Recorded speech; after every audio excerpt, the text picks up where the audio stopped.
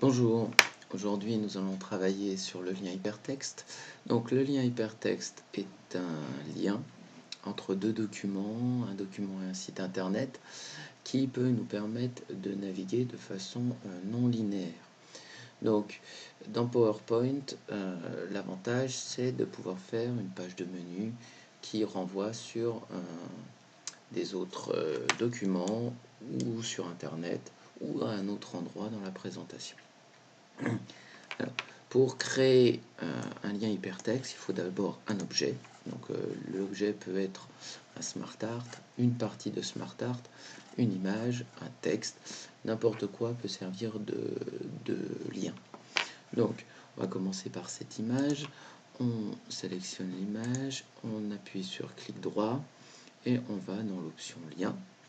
Et là, dans mon exemple, je veux que cette image me conduise à la diapo 2 qui se nomme image. Donc, dans cette fenêtre, il faut que je détermine vers qui ce lien va emmener. Donc, là, c'est vers la diapo 2, donc c'est un emplacement dans ce document. Voilà, et comme j'ai utilisé les titres, les diapotitres, on voit qu'elle a bien un titre.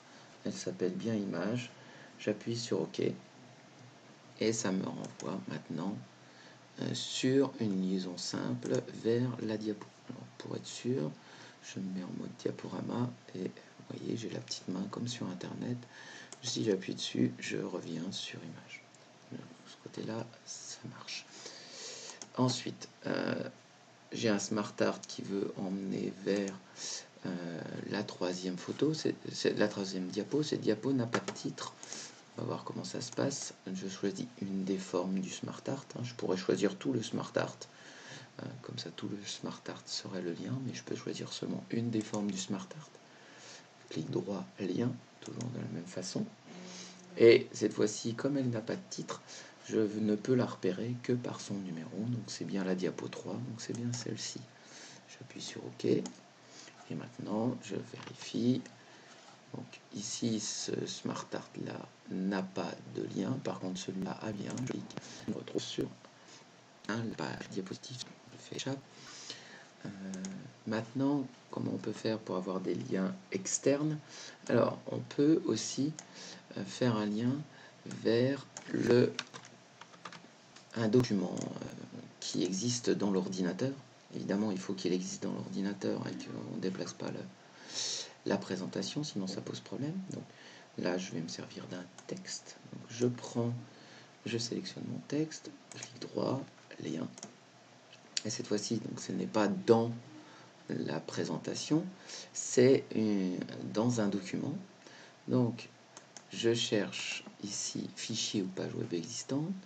Donc, dans dossier actif, je vais chercher le cours de M58, voilà, qui est ici.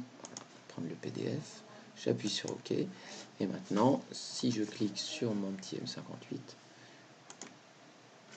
il me met un petit avertissement de sécurité, mais je me retrouve bien sur mon cours de M58 parce qu'il a créé le lien entre les deux. Alors attention, on ne peut plus déplacer les documents l'un par rapport à l'autre puisque c'est un lien relatif. C'est pas un lien absolu, c'est-à-dire que si je déplace mon PowerPoint, le lien se casse, ou si je déplace mon document, le lien se casse aussi. Alors, on peut remarquer aussi que la mise en forme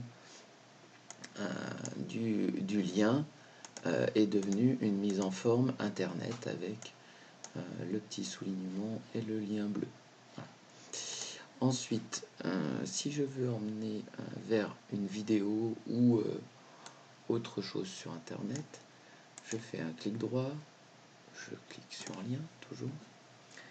Je vais dans page parcourue, d'accord, et ici, dans adresse, je peux aller dans n'importe lequel d'ailleurs, dans adresse, je clique sur mon lien, donc là c'est une page YouTube, je lui détermine le lien, là c'est un copier-coller que j'ai fait de la page, pour aller plus vite, j'appuie sur OK, et maintenant j'ai bien mon lien internet, alors là aussi, mise en forme internet avec ce bleu internet et ce soulignement.